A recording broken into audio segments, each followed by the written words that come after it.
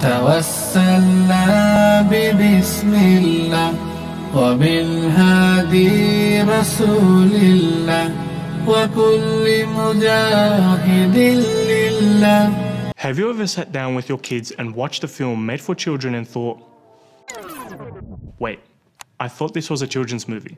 I don't think it comes as a surprise to many of us Muslims that children's films aren't really made for children anymore, or even adults for that matter.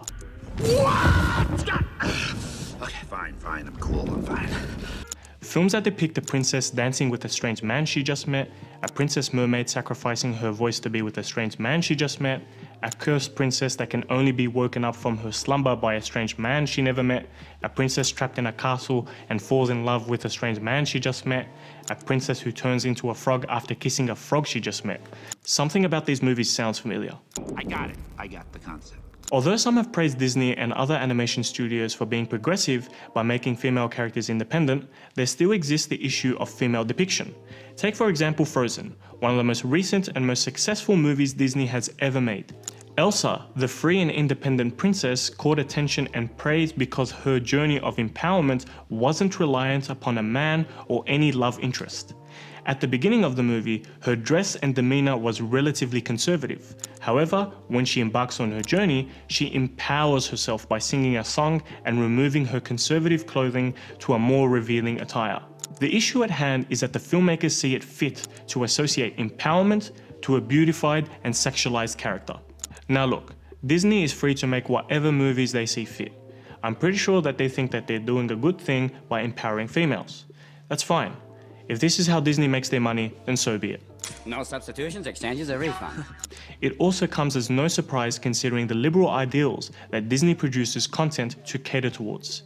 However, as a Muslim, I feel like we should understand the harmful impacts of such stories and instead teach our children what is and isn't accepted in Islam. For instance, as society becomes increasingly liberated in their sexual values, we can see an increase in suggestive content relative to only a decade ago. Where films in the past would have at most 1 or 2 suggestive scenes, films today are raising the bar with the amount of suggestive innuendo that is allowed for a PG-rated film. Right now, we are seeing more and more depictions of un-Islamic relationships in children's movies. However, it is also not a surprise to see that this has led to the advocacy of extreme sexual practices, even by societal standards, such as incestuous relationships as seen in mainstream television shows and films, which often and eventually will seep down to children's films.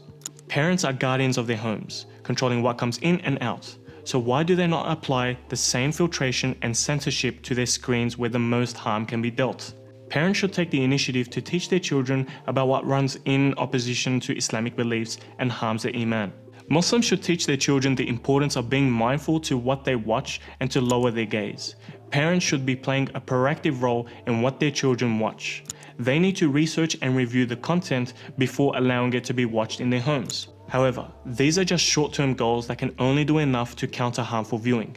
Rather, as Muslims, it is essential that we don't just point out what is and isn't haram, because children can easily access anything at any time. It is incumbent on us as Muslims to create an alternative halal solution. We should be at the forefront of creativity in the media. We should be diligent in creating an Islamic atmosphere in our homes, an atmosphere that nurtures Islamic principles and values in the hearts of our children, an atmosphere that promotes our children not through individualism, but through Islam.